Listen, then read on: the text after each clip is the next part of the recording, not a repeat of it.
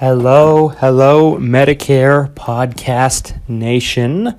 Happy Monday. Today is February the 4th of 2019, and I'm your host, Christian Brindle, where every single Monday I bring you a podcast where I talk about your Medicare, your Medicaid, your Social Security, and everything that has to do with your retirement. A big topic that's been kind of circulating in the world of Medicare, especially with all these new presidential candidates coming out of the woodworks, that are going to be running for president in 2020, is Medicare For All. And I think it's a topic that I was trying to stay away from. I didn't really want to touch on it too much, but I think it's something that I would like to address, and I'm going to do so today. And that's going to be the topic that we're talking about. Today I'm going to talk about why Medicare For All is a bad idea and why it will never work. It's clear to me, folks. So let's talk about what we know about Medicare as is. So Medicare For All is the idea of a single payer healthcare system where the government provides healthcare to every single American citizen. So what do we know about Medicare as it is already? Medicare is a system where people pay into FICA taxes, Social Security, Medicare. It automatically comes out of people's paychecks. They pay into it for 40 plus years. The average American starts working between the ages of 20 to 25, but a lot of people nowadays start working part-time jobs even at age 15, 16, 17 when they're in high school or when they are on summer break. So a lot of people start even younger, but let's just give it the benefit of the doubt here. Let's say people start working in the middle of age to 20 to 25, because that's what it shows here on Inc.com. Let's say 23. That means let's say people retire at age 65, just hypothetically speaking. Some are going to retire earlier, some are going to retire later. But let's just hypothetically say that people start retiring at age 65, just to throw it out there. If people start their careers or start working in general at age 23, they're going to be working for 42 years before they retire, which means 42 years they're paying into Medicare. Okay? Medicare as constructed with this system going on since 1966 is the first year that Medicare started. Medicare has 44 million beneficiaries, about 15% of the United States population on Medicare.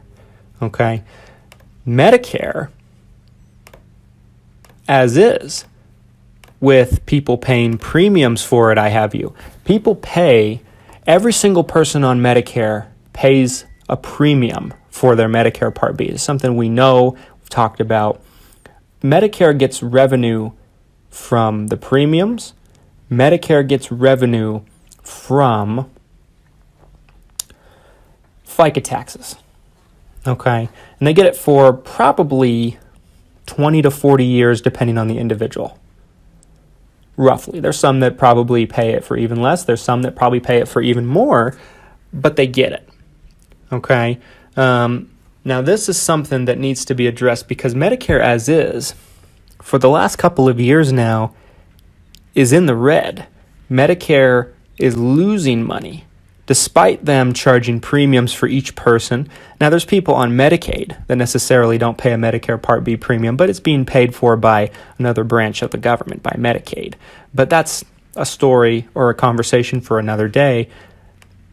Basically, there's a ton of revenue being put into Medicare that's supposed to be to fund Medicare, and it's still in the red.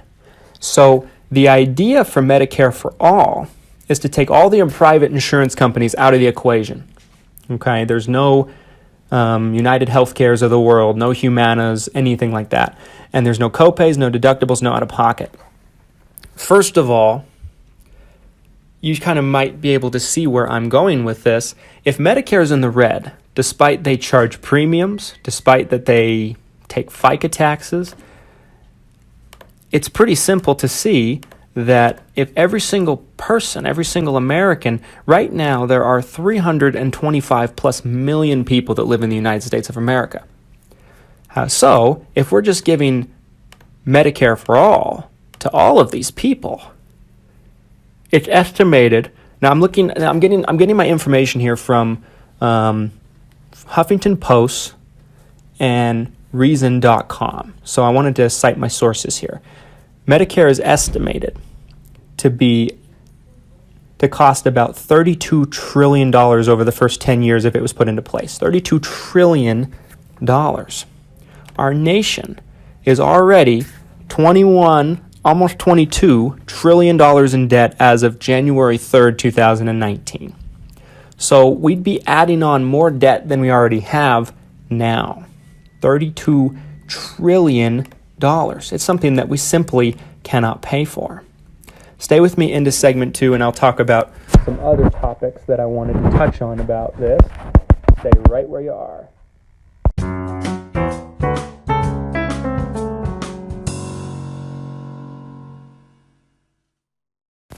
Welcome back, everybody, to segment 2 of the Everything Medicare Podcast. Today we're talking about a very, very, very controversial subject, Medicare for All. So, segment 1, we talked about why the economics of Medicare for All make absolutely no sense. No one has an answer how this would be paid for. But let's talk about the realities. If they did do this, they have to get the money from somewhere. And all of the government money, all of the government revenue comes from taxes from the people. Okay? They might get it from other places, but we're not going to talk about that right now. They would make up the difference in our taxes. It's estimated from Huffington Post that if Medicare for All was put into effect, that the average American would see double tax payments. Double. So whatever you pay in taxes every year, double it at the very least. Middle-class Americans would look at about a 65% tax increase just to break even, and it's not even clear that it would still remain profitable at that point, that it would not still be in the red, that it wouldn't still be in the trillions as far as dollars are concerned, as far as our deficit is concerned. So financially, it makes no sense, even if we tax the bejeebus out of everyone to pay for this. So the other argument that people that have Medicare for All talk about constantly is, well, look at places like Canada, look at places like Europe that have universal health care like Medicare for All. So we'll talk about that in a second here. But one more thing I wanted to touch on about the economics. Original Medicare, the way it's structured right now, pays 80% of someone's medical bills, or they fund a Medicare Advantage plan to take over. They don't pay for everything. They don't pay 100% of someone's medical bills. Medicare for All is proposing that they would. So not only would they be providing health care to everyone without someone paying into it for 40 plus years, without someone paying a premium for it of any kind, they would be paying more to the provider. They'd be paying more towards everything. It would be financially a disaster for our country. It would be. And I'm not making this a political thing. This has nothing to do with Republicans. It has nothing to do with Democrats. I couldn't care less. I'm neither one. But the way I look at it is I look at facts. And the economics of Medicare for All, just frankly, folks, they don't work. Now let's talk about the other countries. It's been reported that in Canada, last year, in 2018, 60,000 plus Canadians went to other countries to receive their health care, because the way that universal health care works is you can't walk into a doctor's office. You can't go somewhere and get seen right away. It's a situation where most places that have universal health care, we'll use Canada as an example, end up having a situation where people are put on a waiting list. Might be 3 months, might be 6 months, might be a year, might be a month. It depends on what you're getting seen for. This is something that has been reported. This is something we know. This is a fact. I have plenty of people that I work with that are clients of mine that are from Britain, where they have universal health care. They moved here to get better health care here because they could get seen quicker. Not only that, it's been determined that the quality of care is more poor because it's all government regulated. It's completely ran by the government. And think about this, think about everything we know that's completely ran by the government. And you tell me if it's ran well or organized or run smoothly. Think Social Security. Think the VA. Think the IRS. All of these facilities. They're unorganized. They take an extremely long time to do things. So it's only reasonable to think that if other countries are having these problems as far as wait times, the quality of care being lower, we would have them as much as anybody else, especially with the deficit we'd be taking on. We have to keep that into consideration. 60,000+ Canadians were reported to head to other countries to get health care because they wanted better quality and they couldn't wait for whatever they needed done. This is reality. So not only could we not afford it, it'd lower the quality of healthcare. Things aren't perfect, folks, and I'll be the first to tell you that, and I'm not trying to make this a political discussion. What I'm trying to do is say that this idea, this philosophy, is not the answer. It makes economically no sense. Medicare as is in the red, despite them, like I mentioned, taking FICA taxes from people for their whole lives. And when someone's on Medicare, they're paying a premium to be on Medicare, and they're still in the red. So instead of doing that, and they pay 80% of the medical bills. Instead of doing that, they pay 100% of the medical bills, and there's no premiums. People don't pay into it. Of course, it would make all of our taxes go through the roof, and that's how they justify making up for it. But this is something that needs to be addressed and needs to be put out there, and I wanted to give my opinion on it. Stay with me into segment 3, and I'll wrap up my conversation, and I have a few more thoughts about this that I'd like to mention. Stay right there.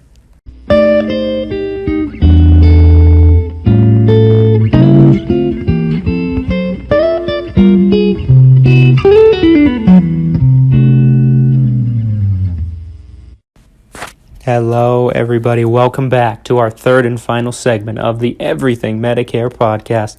And today I'm touching on the very controversial Medicare For All. I know it sounds good. I know when it's promised by people that are running for president or politicians, it sounds good. Think about this. When has a politician ever delivered on something they promised and it be exactly the way they promised it? I can't think of too many times. I can think of many times where it hasn't been the case. And like I said, this isn't a political conversation. This goes for both sides of the spectrum, Republicans and Democrats. Politicians never deliver everything exactly the way it's going to be promised, and this is no different. They promise that it's going to be free. They promise it's going to be good quality. It's not. And then let's just look at other places that it's being done. There's long wait times.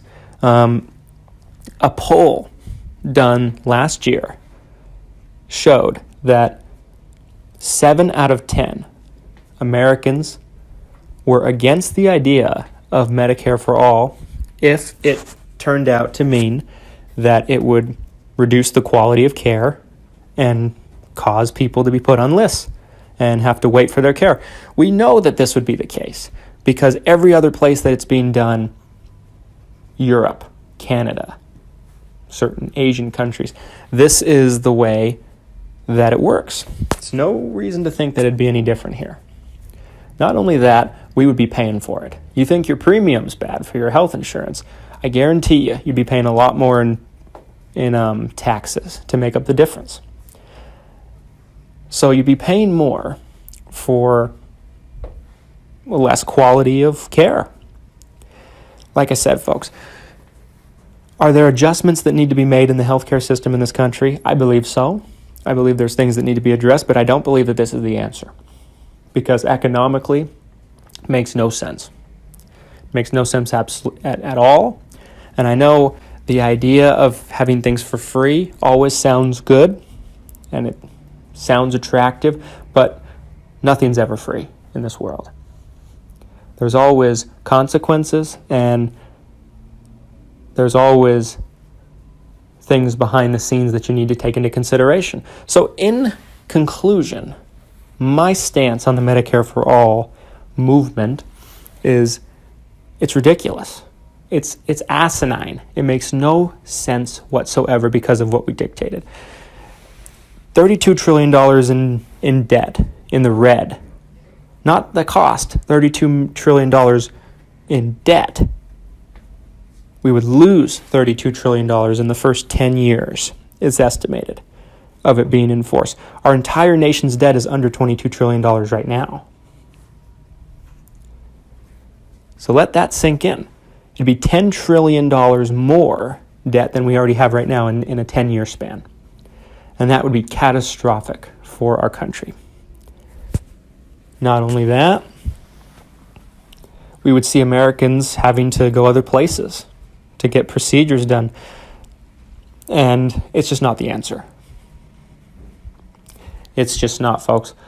If you have an opinion on this, if you think there's something that I didn't touch on, you're always welcome to reach out to us on social media. Christian Brindle Insurance Services is my company where we help people on Medicare. It's what we do.